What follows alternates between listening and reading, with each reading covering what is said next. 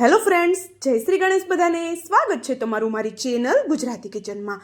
દાળ એક એવી વસ્તુ છે જે 12 માસ નાના મોટા બધાને ભાવે. એમાં પણ આ જૂની રીતની સ્વાદ અને સુગંધથી ભરપૂર દાદી નાનીના વખતની મગની દાળ એટલે સાથે શાક, સંભારા, અથાણા, મરચાં, સલાડ કોઈ વસ્તુની જરૂર ના પડે. અને ઓલી એક કહેવત છે ને કે જેટલું જૂનું એટલું ખરું સોનું, તો એવું જ આ મગ દાળ સાથે છે. બસ જો બનાવવાની સાચી રીત જાણી લીધી તો આનો કોઈ જવાબ જ નથી. અને ગળાશ, તીખાશ અને ખટાશ ત્રણેય વસ્તુનો એવું બેલેન્સ થાય છે કે જ્યારે પણ કંઈક ચટપટું ખાવાની ઈચ્છા થશે ત્યારે તમે આ જ દાળ બનાવશો. તો ચાલો બનાવવાનું શરૂ કરીએ. તો અહીંયા એક મિક્સિંગ બાઉલમાં 2 વાટકી જેટલી મગની ફોતરાવાળી દાળ એડ કરીએ. દાળ છે એ ફોતરાવાળી જ લેવાની છે, કારણ કે ફોતરાની ફ્લેવર છે ખૂબ જ સરસ એવી આવે છે. એનો એક સ્વાદ જ અલગ આવતો હોય છે, તો ફોતરા વગરની દાળમાં એ ફ્લેવર નહીં આવી શકે. હવે સાથે આપણે અહીંયા 1 વાટકી જેટલી તુવેર દાળ એડ કરીએ. તુવેર દાળ છે એ તમારે કેટલી એડ કરવી એ ટોટલી તમારી ઉપર છે. મેં 1 વાટકી એડ કરી છે, એની જગ્યાએ અડધી વાટકી પણ લઈ શકો છો અને માત્ર 2 ચમચી જેટલી પણ તમે એડ કરી શકો છો. હવે અહીંયા ગેસની ફ્લેમ ચાલુ કરી એની ઉપર એક કુકર રાખી દીધું અને દાળને આપણે પહેલાં સરસ એવી વોશ કરી લીધી છે. હવે કુકરમાં આપણે 1 ચમચી જેટલું ઘી એડ કરી અને થોડું એવું જીરું એડ કરી આપણે વોશ કરેલી બધી દાળનું પાણી નિતારી અને દાળને એડ કરવાની છે. દાળમાં જે ઘીની ફ્લેવર આવવી જોઈએ, એકદમ જોરદાર ઘીની સુગંધ, એ આ પ્રોસેસ કરવાથી એકદમ પરફેક્ટ આવશે, કારણ કે દાળ છે એને ઘીમાં આપણે થોડી વાર માટે સાંતળવાની છે. તો એકદમ ઘીની સરસ એવી ફ્લેવર એ પણ ઓછા ઘીથી દાળમાં બેસી જશે. હવે દાળ છે એ સંતળાય છે, એની સાથે થોડો આદુનો ટુકડો પણ આપણે સાથે ઘસી લઈએ, જેથી કરીને આદુની ફ્લેવર પણ સરસ એવી આવી જાય. હવે અત્યારે આદુ છે તમારા ઘરમાં કોઈને એનો ટેસ્ટ પસંદ નથી તો તમે અત્યારે એને સ્કીપ કરી શકો છો, કારણ કે અત્યારે જો આદુ એડ કરશું એની ફ્લેવર એકદમ ઉભરીને આવવાની છે. હવે સાથે એક મોટી સાઈઝનું ટમેટું જેને બારીક કટ કરીને એડ કરી દીધું અને જેટલી જરૂર લાગે એટલું પાણી એડ કરી દાળને આપણે બાફવા માટે રાખવાની છે. સાથે આપણે અહીંયા હળદર અને મીઠું પણ એડ કરી દઈએ છીએ. મીઠું છે અત્યારે ઓછું જ એડ કરશું, બાકી આપણે દાળના વઘારમાં એડ કરી દઈશું.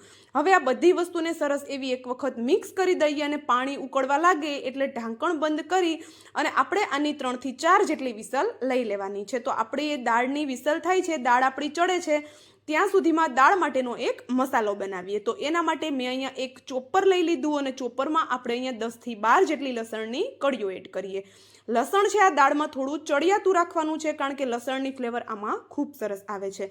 હવે જેટલું તીખું જોઈએ એ પ્રમાણે લીલા મરચાં એડ કરશું. તો અહીંયા મેં 2 મરચાં એડ કરેલા છે, એની જગ્યાએ તમારી ચોઈસ છે તમારે કેટલા એડ કરવા. સાથે થોડો આદુનો ટુકડો પણ અત્યારે આપણે એડ કરવાનો છે, કારણ કે વઘારમાં આપણે આદુ તો એડ કરવાના જ છીએ. હવે આ બધી વસ્તુના મોટા મોટા ટુકડા રહે એ રીતે આપણે એને ચોપ કરી લઈશું. હવે આ પ્રોસેસ છે તમે મિક્સર જારમાં પણ કરી શકો છો, પણ આપણે એ બધી વસ્તુની પેસ્ટ નથી બનાવવાની. હવે અહીંયા આપણે એક નાની સાઈઝનું ટમેટું લીધું, એને પણ ચોપરમાં એડ કરી એની આપણે પેસ્ટ બનાવી લઈએ. પેસ્ટ મતલબ સાવ પેસ્ટ નથી બનાવવાની, થોડા એના ટુકડા દેખાય એ રીતનું આપણે એને પીસી અને સાઈડમાં રાખી દઈએ. ત્યાં સુધીમાં હવે આપણી દાળ પણ થઈ ગઈ હશે, તો આપણે કુકર ખોલી અને જોઈ લઈએ છીએ. તો અહીંયા જોઈ શકો છો આપણે જેટલું પાણી એડ કર્યું હતું એમાં સરસ એવી આપણી દાળ બફાઈ ગઈ છે અને એકદમ સરસ એવી આવી રીતે થઈ ગઈ છે. જોઈ શકો છો એકદમ આવી સરસ મેશ થઈ જાય દાળ એટલી આપણે દાળને બફાવા દેવાની છે, કારણ કે દાળમાં આપણે બ્લેન્ડર બિલકુલ નથી મારવાનું. તો દાળ છે વધારે આખી પાખી ન રહે એ રીતની આપણે એને બાફવાની છે. હવે આપણે અહીંયા દાળનો વઘાર કરીએ. તો વઘારમાં હું એક મોટી ચમચી જેટલું ઘી એડ કરું છું અને સાથે એક મોટી ચમચી જેટલું તેલ એડ કરી દઈએ, જેથી કરીને ઘી છે એ બળી ન જાય. હવે આ બંને વસ્તુ ગરમ થાય એટલે આપણે એમાં થોડું જીરું એડ કરી દઈએ.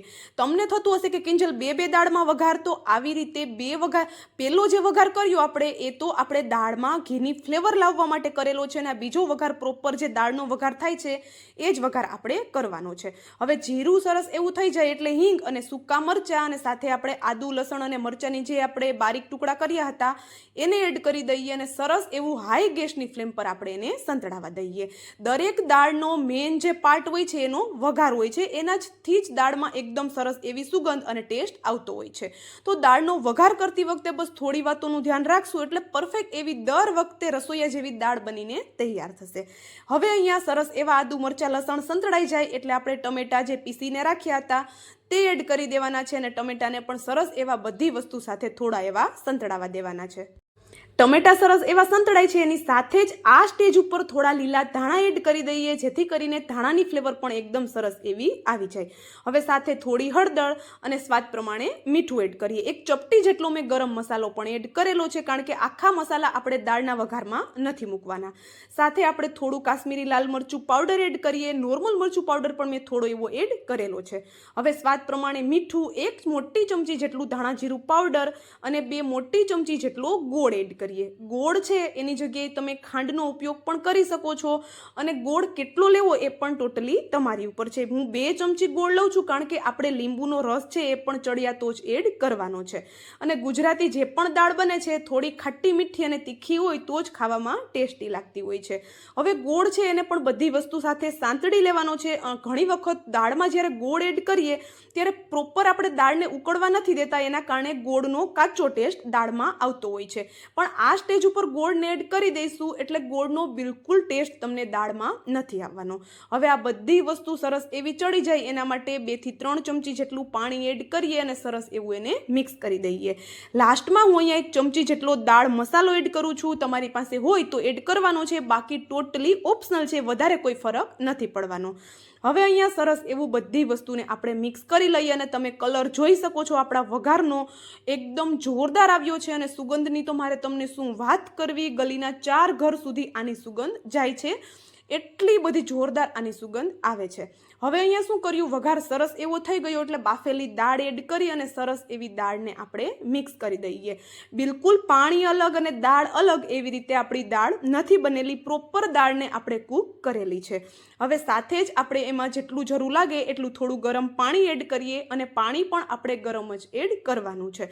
બસ દાળ બનાવતી વખતે થોડી નાની વાતોનું જો ધ્યાન રાખશું તો દાળ બનાવવી તો બહુ જ સિમ્પલ છે, બધાને આવડે પણ છે.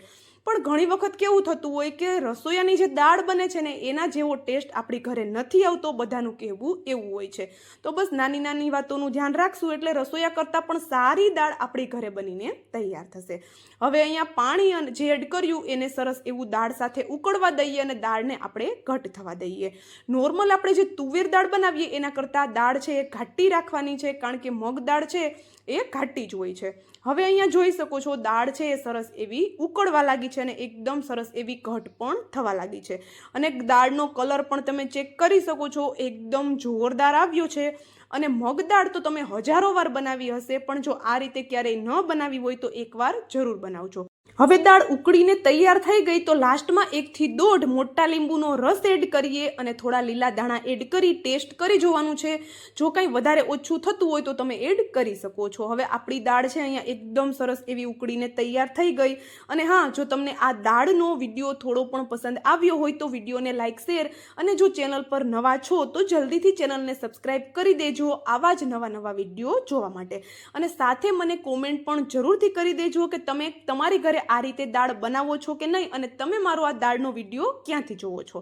તો અહીંયા જોઈ શકો છો આપણી દાળનો કલર અને ફાઇનલ લુક એકદમ શાનદાર આવ્યું છે.